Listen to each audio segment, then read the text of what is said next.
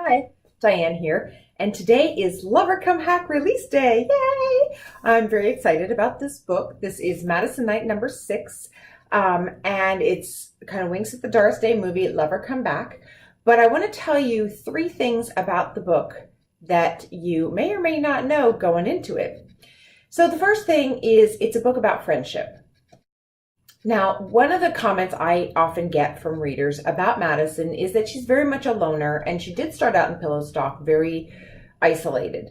And that was by choice. She was coming out of a bad relationship. She had her knee injury, and she had her life in Dallas, and she very much had emotional walls up.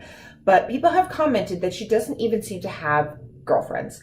And I thought about that a lot. And I wrote a blog about that earlier this week about that comment and how that kind of got into my head. And I thought, well, there are female friends in different books who come and go. So with this particular book, I kind of wanted to be able to have her revisit them. So here's sort of the deal. The book opens up with Madison having a fallout with her new best friend. And this is a person who is very much like her. It's another mid-century modern interior decorator in Dallas. It's someone else who dresses in vintage. It's someone else who sort of does the same thing Madison does. And they were going to collaborate on a project, but there was a falling out. So that's kind of the friendship that starts the book out. But in that situation, in that recovery from sort of this friendship breakup, Madison discovers or rediscovers these other women in her life who have been there through the first 5 books, who maybe played a smaller role. And in this particular book, they all come and become together and become people who she can depend on. So friendship plays a big part in this book. The second thing you get in this book is love. And of course, the book is called Lover Come Hack.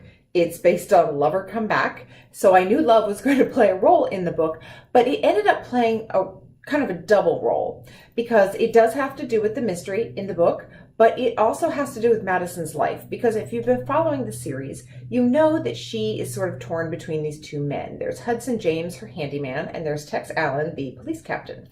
And she has really been drawn to both of them, and she's made decisions, and she's tried to live with those decisions, but she's still not happy, and she's still has a lot of baggage from the old breakup. So I really knew that, we all have to grow. We all have to accept things. We all have to move on. And we all have to be willing to make the good decisions and the easy decisions and the painful decisions. So that is something that comes to a head in Madison's personal life in this particular book, which I have to say ended up being sort of an emotional part for me to write.